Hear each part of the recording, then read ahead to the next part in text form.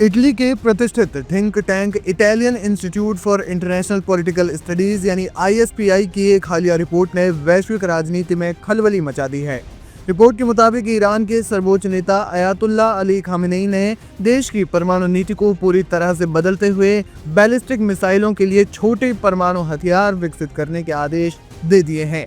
ये फैसला ईरान के इतिहास में एक बड़ा मोड़ माना जा रहा है, क्योंकि दशकों तक खामेनेई ने परमाणु हथियारों को गैर इस्लामी बताते हुए इनके निर्माण पर रोक लगा रखी थी। ISPI की रिपोर्ट में दावा किया गया है कि निर्णायक फैसला अक्टूबर 2025 में लिया गया। इसकी मुख्य वजह जून में इसराइल के साथ हुआ 12 दिवसीय भीषण युद्ध यानी 12 डेज वॉर बताया जा रहा है। रिपोर्ट में क्या दावा किया गया है? ISPI की रिपोर्ट के मुताबिक ईरान की रेवोल्यूशनरी गार्ड्स लंबे समय से परमाणु निवारक की मांग कर रही थी। युद्ध के दौरान इजरायली हमलों की तीव्रता ने खामेनेई को ये सोचने पर मजबूर कर दिया कि पारंपरिक हथियार अब शासन की सुरक्षा के लिए पर्याप्त नहीं है। रिपोर्ट में यह भी कहा गया है कि अब तक ईरान का परमाणु कार्यक्रम और मिसाइल कार्यक्रम अलग अलग दिशाओं में चल रहे थे। अब खामेनेई ने दोनों को एक करने की मंजूरी दे दी है ताकि मिसाइलों पर परमाणु बम फिट किए जा सकें।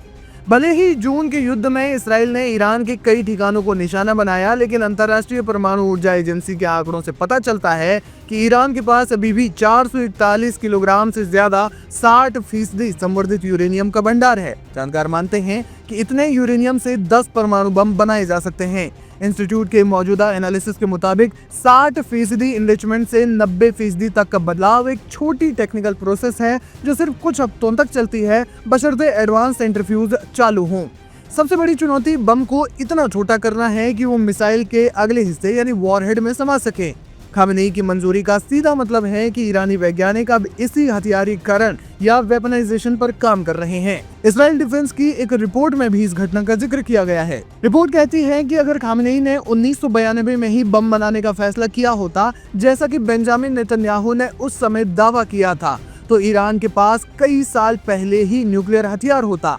जून 2025 तक ईरान के पास 60% तक संवर्धित यूरेनियम की काफी मात्रा है जो बम बनाने के लिए काफी है, लेकिन ऐसा बम नहीं जिसे उसकी लंबी दूरी की बैलिस्टिक मिसाइलों पर लगाया जा सके, जिसके लिए कहीं ज्यादा कॉम्पैक्ट और एडवांस वॉरहेड की जरूरत होती है। रिपोर्ट बताती है कि ईरान अब इसी पर काम कर रहा है। हालांकि जून 2025 में इसराइल और ईरान के बीच हुए 12 दिवसीय युद्ध ने रणनीतिक समीकरण को पूरी तरह से बदल दिया। इस युद्ध ने दिखाया कि ईरान के हथियारों का एकमात्र हिस्सा जो प्रभावी ढंग से काम कर रहा था वो उसकी मीडियम रेंज मिसाइल फोर्स थी, जबकि हिजबुल्लाह और सीरिया में ईरानी सेना काफी कमजोर हो गई थी। ऐसे में तेहरान ये समझता है कि किसी बड़े युद्ध में ये मिसाइलें कुछ समय तक तो सुरक्षा दे सकती है, लेकिन लंबे समय तक सिर्फ इन्हीं मिसाइलों के भरोसे युद्ध को जारी नहीं रखा जा सकता या जीत को सुनिश्चित नहीं किया जा सकता।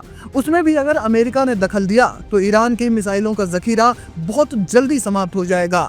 इसलिए सैन्य क्षमता बढ़ाने के अलावा परमाणु हथियार ही एक विकल्प बचता है, जिसके दम पर युद्ध को या तो पहले ही रोका जा सकता है या फिर निर्णायक मोड़ पर पहुंचाया जा सकता है।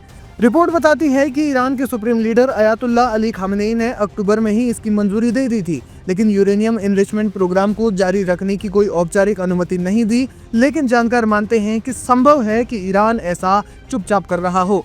ISPI की रिपोर्ट के मुताबिक मिसाइल के क्षेत्र में प्योंगयांग और तेहरान के बीच यानी उत्तर कोरिया और ईरान के बीच सहयोग हाल फिलहाल में बढ़ा है, और पश्चिमी देशों की मुख्य चिंता ये है कि उत्तर कोरिया की मदद से टेस्ट किए गए न्यूक्लियर वॉरहेड डिजाइन भी शामिल हो सकते हैं, जिसमें खामेनेई का न्यूक्लियर विजन सालों की बजाय कुछ ही महीनों में एक खतरनाक सच्चाई बन सकता है।